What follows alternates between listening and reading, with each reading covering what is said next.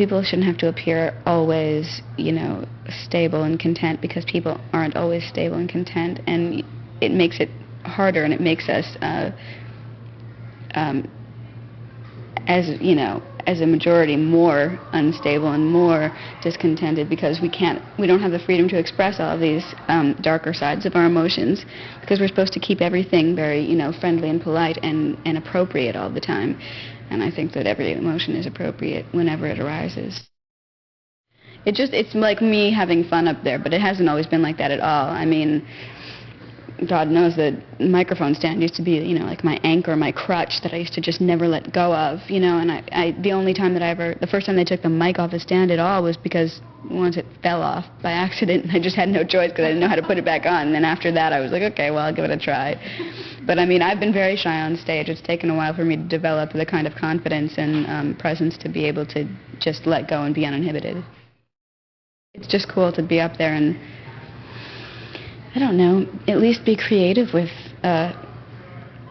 you go through things and you feel things and you feel pain and frustration, and the only thing that you can really do with it to make yourself feel better, at least the only thing that I can do, is to do something creative with it and to, let somebody else get something out of it at least. If I'm going to have to go through something, I might as well get something out of it.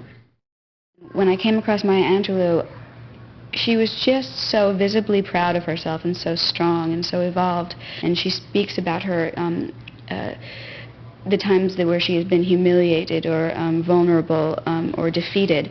That was like, oh, well, then I can be like that too. I don't, just because I started out as like a weak little victim in a shrink's office doesn't mean that I have to finish up that way, I'd spent all this time trying to deny all of those shadows, trying to deny all of the painful parts of my life, and always trying to appear, content and strong and in control and everything.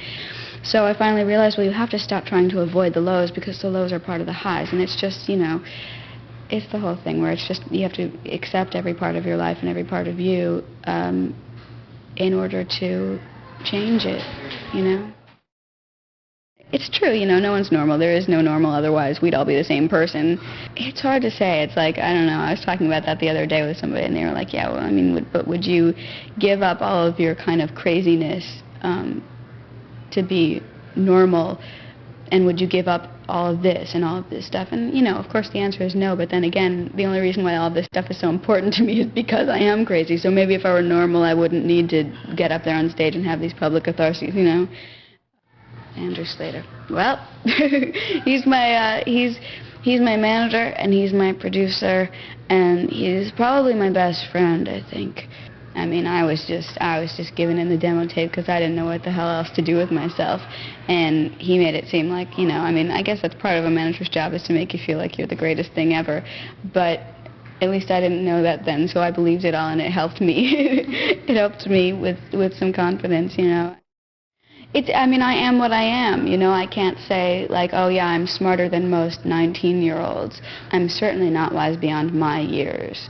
For what my years have given me, I'm exactly as intelligent and perceptive and astute as I should be,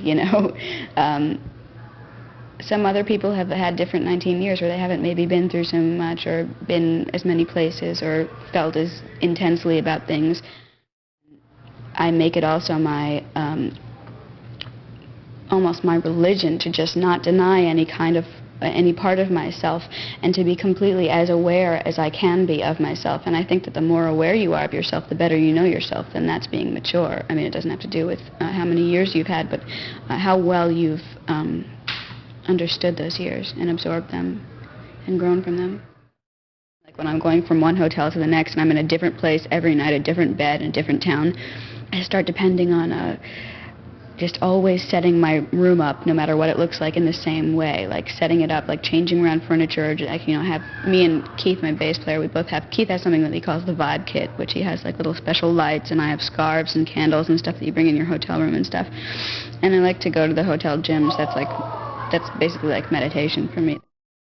Oh, I'm having a lot of fun. This is a lot easier than like other stuff that I've done, just because it's I mean, the sets are shorter, and I get to kind of cut away all the tinsel of the set, like, just do everything that's fun for me to do. And you know, it's not all on my shoulders to carry the whole show, and there's also, like, you can go and watch other people, and there's all this, I mean, I'm really having fun with, like, as much as I can going out into the shopping areas and stuff and just checking out everything that's going on.